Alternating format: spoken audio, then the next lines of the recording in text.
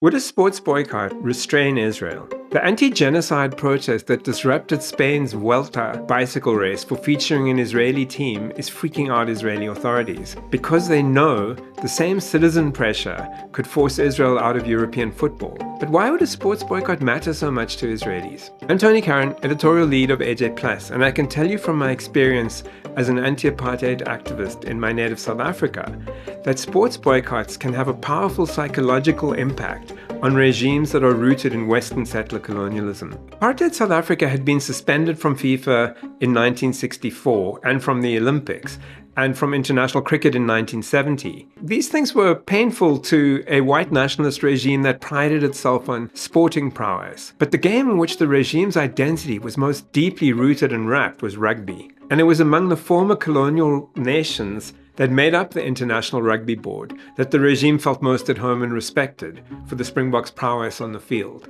despite the racist violence the system imposed on the South African black majority. That's why it was such a painful psychological blow to the regime and its supporters when they were kicked out of international rugby in 1981. That was an unmistakable message that apartheid South Africa had become a pariah state, that they could no longer hold their heads high. Their minds had been focused by the last Springbok rugby tour of New Zealand, where a grassroots organization called Halt All Racist Tours had staged direct action protests at the games that proved so disruptive that the IRB concluded it wasn't worth the social turmoil to keep playing sport with apartheid.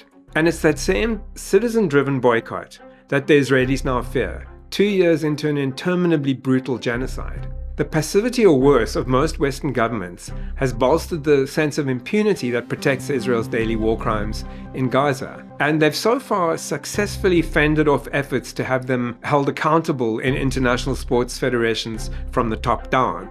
But the Spanish protests that disrupted La Vuelta and the support they drew from the Spanish government, no longer comfortable abiding by the European Union's complicity in the genocide, appear to be a portent of the pressure from grassroots being able to change things. Israel's continued participation in the Eurovision Song Contest is being challenged by Ireland, the Netherlands, Spain, Slovenia, and Iceland, threatening to boycott the event unless Israel is banned. Kitschy as it may be, Eurovision is hugely popular in Israel. 1 million Israelis tuned into the live broadcast of this year's Eurovision Song Contest final. Its second-place finish and winning the televote was a huge source of pride to a nation engaged in genocide. The rebuke of being banned from this competition would be felt in many Israeli households.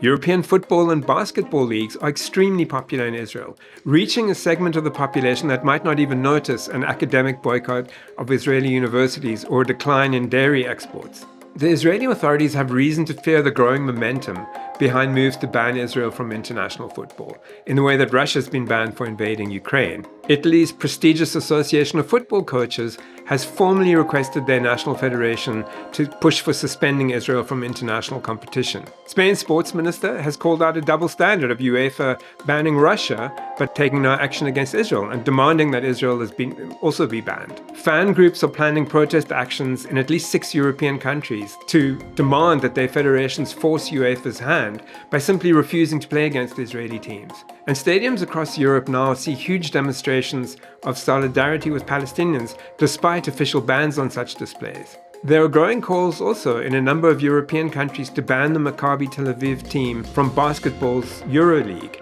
So the momentum is clearly building. The boycott of South African sports teams was driven by citizen pressure from the grassroots, based on the principle that playing any sport with South Africa served only to normalize its criminal white supremacist system. And more people in the sports world are beginning to insist that Israel's genocide cannot be normalized. I played for France and Manchester United. I know that international football is more than just sport. It's culture, it's political, it's soft power. In a way that a country represents itself on a global stage. The time has come to suspend Israel from that privilege.